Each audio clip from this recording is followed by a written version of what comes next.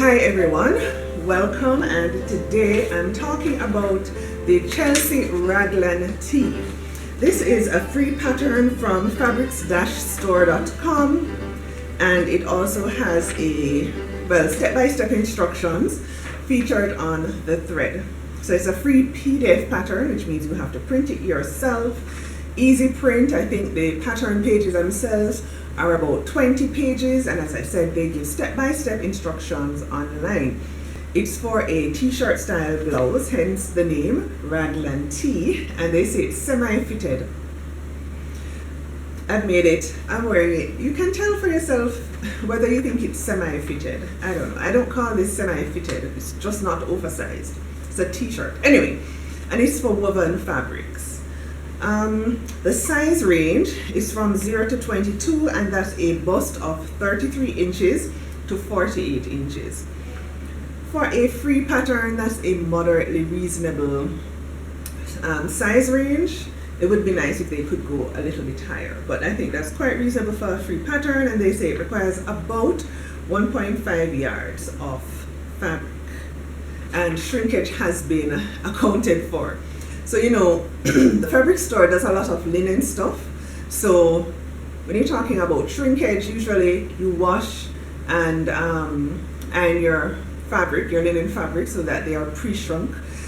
But if you want to know more about sewing linen or cotton, I'd say I have a video coming for that. So check the cards or check the video description box for that video, because it really is not the same. Sewing linen and sewing polyester or polyester blend or linen blend sometimes even, it's just not the same.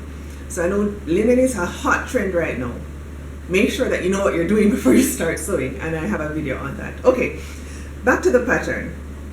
The type of garment. So yes, it's a blouse. It's a beginner pattern. The instructions are easy to follow.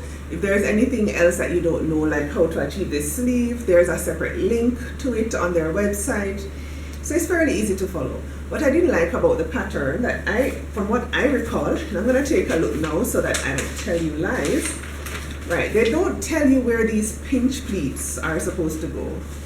They make you have to measure them out. I'm just wondering, how hard would it be to put an indication of where to put the pinch pleats and what size they should be? I don't think that would be too hard, but there's one flaw in the pattern that I found, and I was a little disappointed about it. But this is where the sleeve goes in, and this is the front. So let me turn it this way. This is where the sleeve goes in, and for the sleeve pattern itself,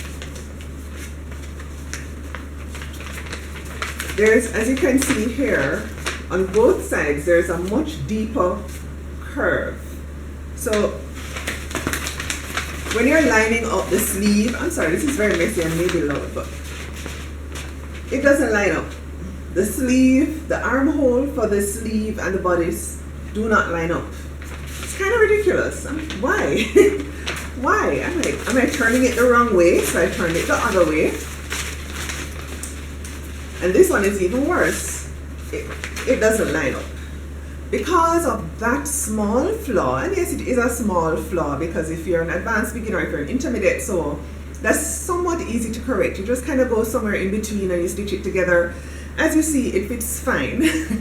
But it is a flaw, and if you're an absolute beginner and you need a perfect pattern, this is not 100% perfect, right? So that's something to consider.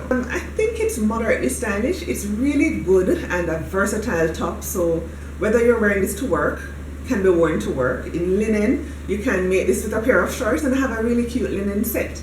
I'm thinking about it. I might do that. But it's really versatile, and that's part of why I got this pattern. I just really wanted some elevated tees and linen, because it's extremely hot here in Jamaica. It's been hot for a while. Yeah, really hot. So I didn't want anything that was always clinging to my body. I'll wear more fitted clothing, but I tend to wear those at night as opposed to in the midday. It's really, really hot. So you know, it's a good option if you're interested in sewing linen or natural fibers and you want something that's loose and airy and cool for the summer. Now, one of the pros of this is that there are only 3 pattern pieces. So you have the front, you also have the back, and the sleeve. And you can lengthen the sleeve if you choose to. You don't have to do this detail. You can lengthen the top into a dress and just make a fabric belt to tie the waist. I like that versatility of being able to transform a pattern, and if you're an intermediate or advanced sewer, that's definitely going to be one of the things you love. So I would recommend this pattern. I would not recommend it to a first-time sewer. There are no notion zippers or anything required. As I said, you may need to purchase your bias tape. I usually create my own bias tape. Sometimes I'll have leftover cotton and I'll just make bias tape to save. So I'll have like a black or white bias tape just lying around, because once I have black, white, red, pink, there are certain colors I wear often. I'll just use the extra fabric to make bias tape. But the only thing you may need to buy is bias tape if you're not willing to make your own. And you can look up, there are tons of tutorials on YouTube. I may even eventually do one just in case it resonates with somebody more than some that are out there. But there are tons of things out there on how to make your own bias tape if you choose to do so. But it's a very inexpensive top. 1.5 yards to 2 yards at most, depending on your size. And you have a really cute t-shirt. Now the fit, they say semi-fitted. I think this is pretty large. This is not semi-fitted to me, but I love the fit because, as I said, I wanted something very loose. You may want to take it in a bit or size down, but look at the finished garment measurements to decide how fitted you want it, and you might want to make your decision on your sizing based on the finished garment measurements as opposed to the garment itself, especially if, or the body measurements itself, especially if you want a fitted top.